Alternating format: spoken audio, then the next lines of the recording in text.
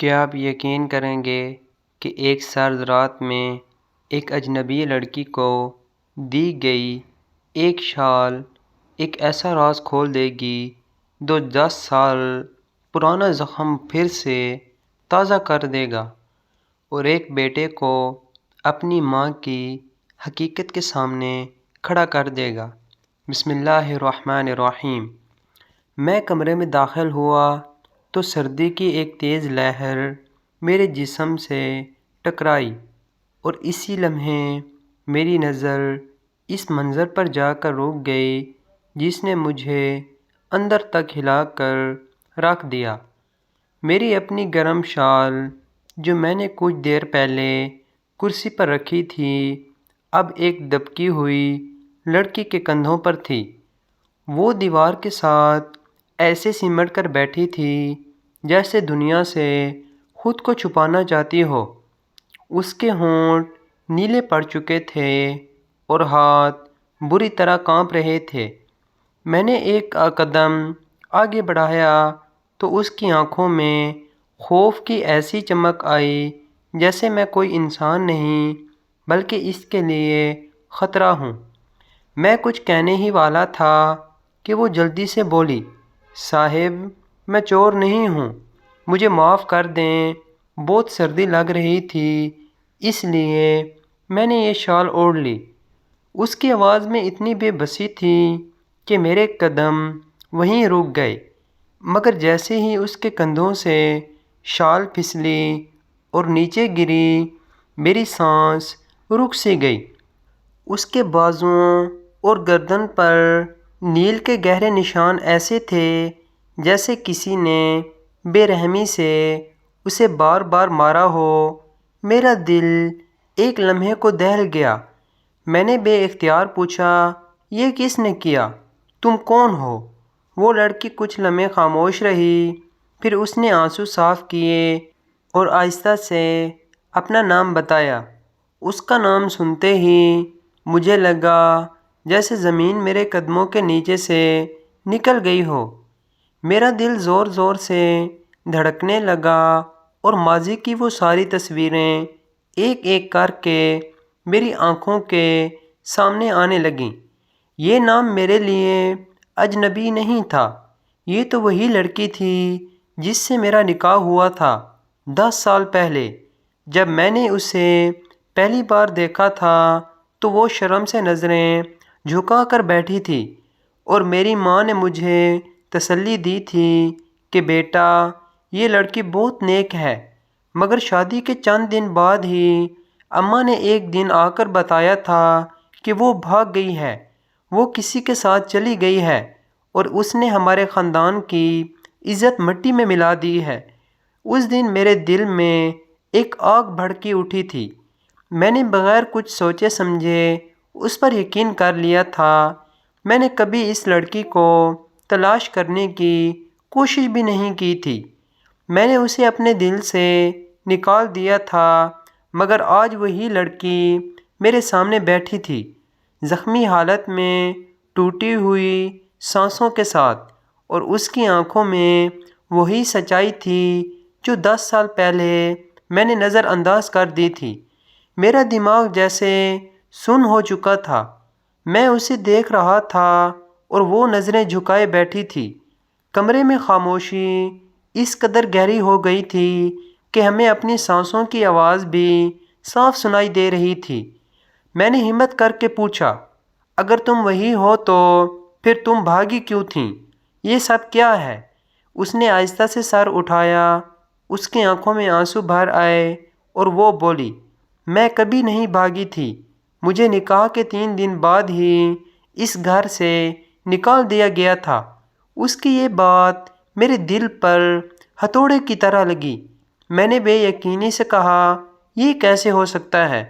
اماں نے خود کہا تھا کہ تم کسی کے ساتھ چلی گئی ہو۔ وہ تلخ مسکراہٹ کے ساتھ بولی، سچ کبھی کبھی اتنا کمزور ہوتا ہے کہ جھوٹ کے سامنے ہار جاتا ہے۔ اس نے بتایا کہ اس رات جب سب سو رہے تھے اماں اس کے کمرے میں آئیں اور اسے دھمکایا کہ وہ اس گھر کے قابل نہیں ہے اور اسے فوراً نکل جانا ہوگا، ورنہ اس کے لیے حالات اور بھی خراب کر دیے جائیں گے۔ وہ ڈر گئی تھی، اس کے پاس جانے کے لیے کوئی جگہ نہیں تھی، مگر پھر بھی اسے گھر سے نکال دیا گیا۔ وہ کئی دن سڑکوں پر بھٹکتی رہی، بھوکی، پیاسی اور بے سہارا۔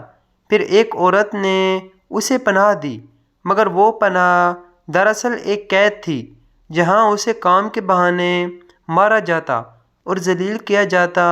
اس کے جسم پر موجود یہ نیل اسی قید کی کہانی سنا رہے تھے۔ میں یہ سب سن کر اندر ہی اندر ٹوٹ رہا تھا۔ مجھے اپنی آنکھوں پر یقین نہیں آ رہا تھا کہ میں نے 10 سال پہلے ایک معصوم پر الزام لگا کر اسے اکیلا چھوڑ دیا تھا اور اپنی ماں کی بات کو سچ مان کر اس کی زندگی برباد ہونے دی۔ میرا دل چاہ رہا تھا کہ زمین پھٹ جائے اور میں اس میں سما جاؤں۔ میں نے اس سے کہا، تم نے کبھی واپس آنے کی کوشش کیوں نہیں کی؟ اس نے دھیرے سے جواب دیا، جس گھر سے نکالا جائے وہاں لوٹنے کی ہمت ہر کسی میں نہیں ہوتی۔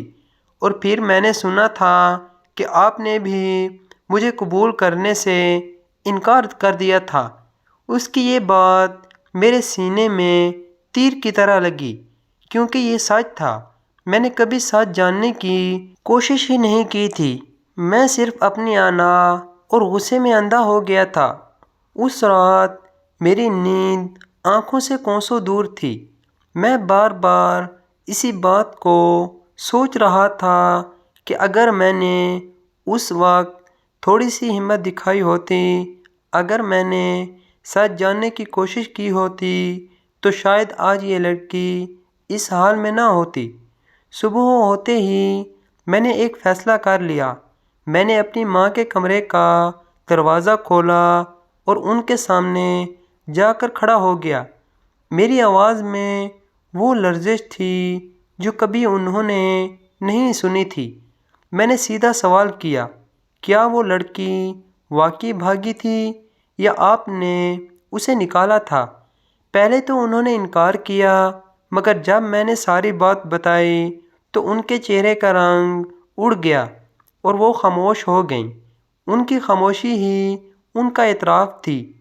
اس لمحے مجھے احساس ہوا کہ بعض اوقات جن لوگوں پر ہم سب سے زیادہ بھروسہ کرتے ہیں وہی ہمیں سب سے بڑا دھوکہ دے جاتے ہیں۔ میں واپس کمرے میں آیا تو وہ لڑکی ابھی بھی وہیں بیٹھی تھی، مگر اب اس کی آنکھوں میں ایک عجیب سی تھکن تھی، جیسے وہ زندگی سے ہار چکی ہو۔ میں نے اس کے سامنے بیٹھ کر کہا، اگر تم چاہو تو میں اس سب کو ٹھیک کرنے کی کوشش کر سکتا ہوں۔ میں جانتا ہوں کہ میں نے بہت دیر کر دی ہے، مگر شاید ابھی بھی کچھ باقی ہو۔ اس نے میری طرف دیکھا۔ اس کی آنکھوں میں آنسو تھے، مگر اس بار ان میں ایک ہلکی سی امید بھی تھی۔ اس نے کچھ نہیں کہا، مگر اس کی خاموشی میں ایک سوال تھا، کیا واقعی ٹوٹے ہوئے رشتے دوبارہ جڑ سکتے ہیں؟ کیا ایک غلطی کو مان لینے سے سب کچھ پہلے جیسا ہو سکتا ہے، یا کچھ زخم ایسے ہوتے ہیں جو زندگی بھر نہیں بھرتے؟ اور یہی سوال اس کہانی کا سب سے بڑا سبق بن گیا کہ سچ کو جانے بغیر فیصلہ کرنا کبھی کبھی کسی کی پوری زندگی تباہ کر دیتا ہے، اور جب سچ سامنے آتا ہے تو اکثر بہت دیر ہو چکی ہوتی ہے۔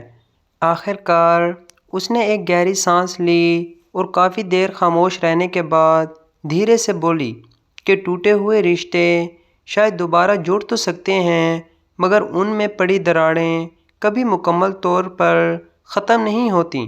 وہ ہمیشہ یہ یاد دلاتی رہتی ہیں کہ کبھی یہاں کچھ ٹوٹا تھا، اور اس ٹوٹنے کی آواز دل کے کسی کونے میں ہمیشہ گونجتی رہتی ہے۔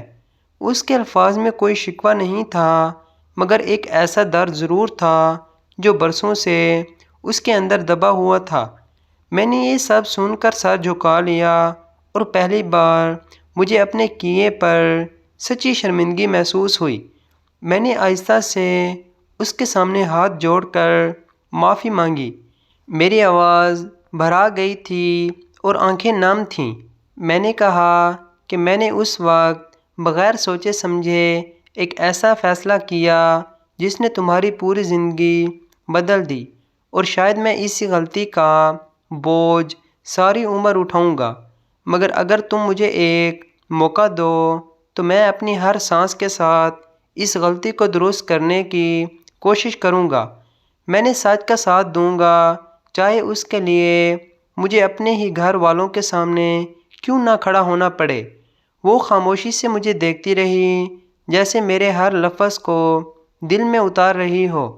پھر اس نے آہستہ سے کہا کہ وقت انسان کو بہت کچھ سکھا دیتا ہے، اور میں نے بھی ان 10 سالوں میں یہی سیکھا ہے کہ اعتماد ایک بار ٹوٹ جائے تو اسے واپس لانے کے لیے صرف الفاظ کافی نہیں ہوتے، بلکہ عمل اور صبر دونوں ضروری ہوتے ہیں۔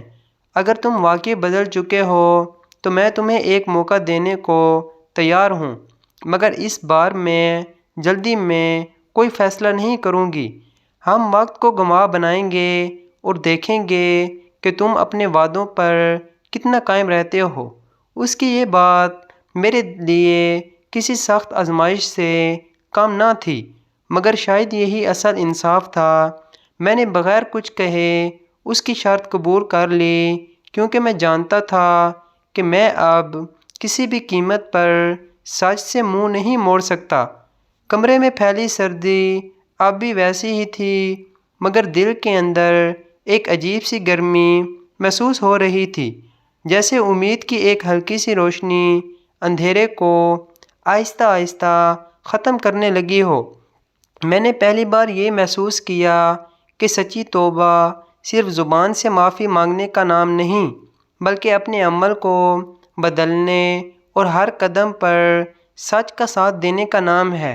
اور شاید یہی وہ لمحہ تھا جہاں سے ہماری کہانی کا اصل امتحان شروع ہوا، کیونکہ بعض کہانیاں ختم نہیں ہوتیں، بلکہ وہیں سے ایک نئی شکل میں جنم لیتی ہیں، جہاں ہم سمجھتے ہیں کہ سب کچھ ختم ہو چکا ہے، اور پھر زندگی ہمیں ایک اور موقع دیتی ہے یہ دیکھنے کے لیے کہ کیا ہم واقعی بدل چکے ہیں یا نہیں۔